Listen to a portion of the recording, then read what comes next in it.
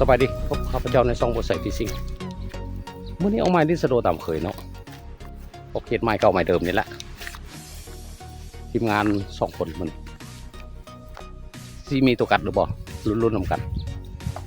สภาพน้ำก็แห้งหลายพี่น้องเอารุ่นไปนำกันเนาะ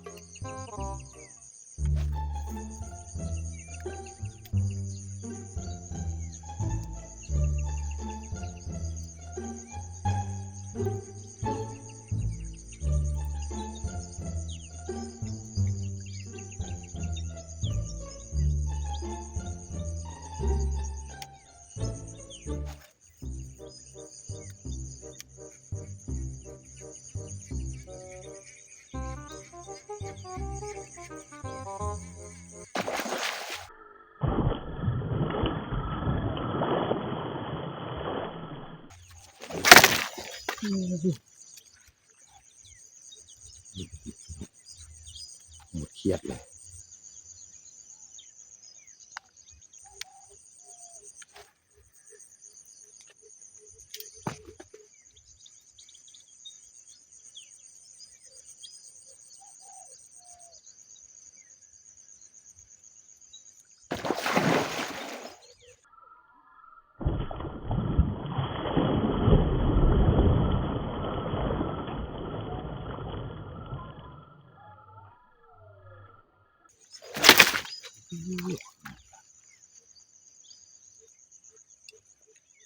ขาดพี่น้อง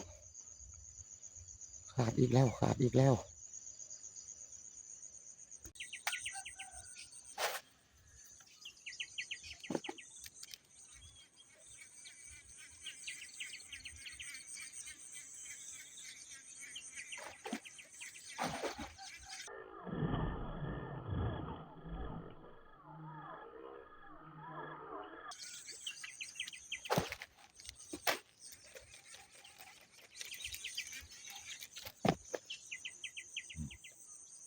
เครียดกินพี่น้อง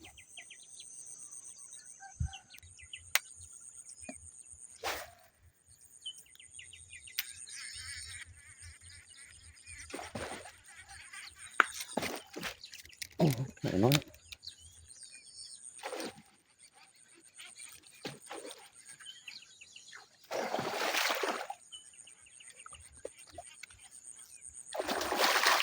ในโลกลัวเนาะ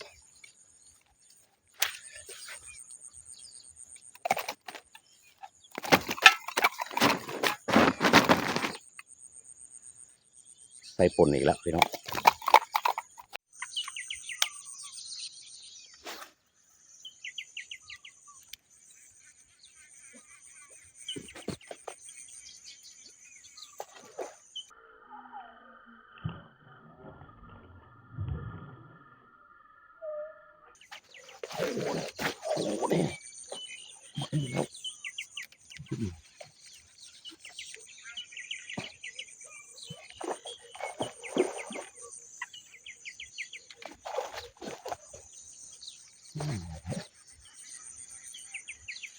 จะจบอยู่ตึง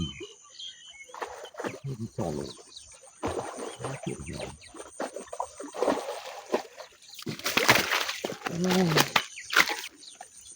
กิโลปลายพี่น้องเลยบุ่มผมแม่นบอกมันก็มันโลกลัว มันโลครึ่ง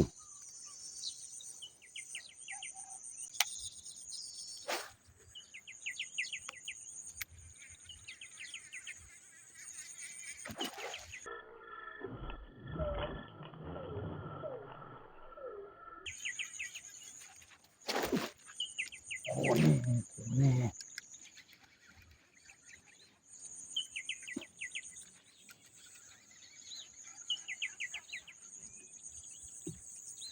นี่เป็นไงนี่มันไม่ชัวร์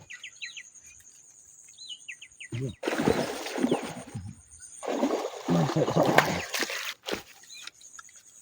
ใส่สองปลายพี่น้องประมาณ25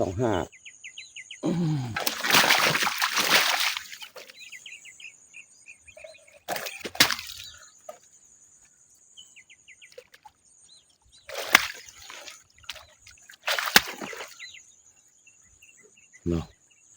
ใส่ประมาณ25นี่แหละ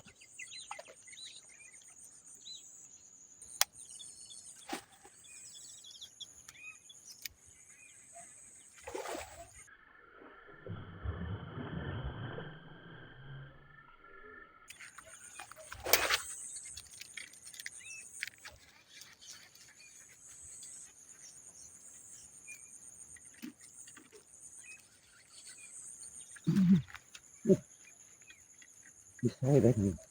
ก็ตกค่อยๆ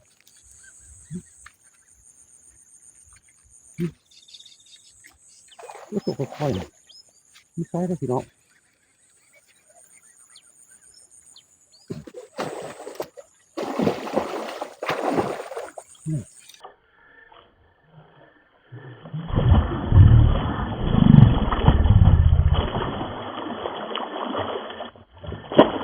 ก็ตกค่อยๆเนาะตกแลบก็คือ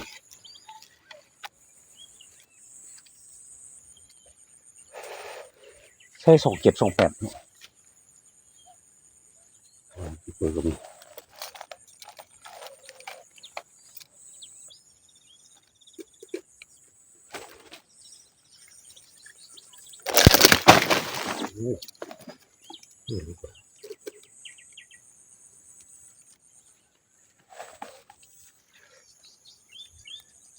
ใส่กับ2728มาเลยพี่น้อง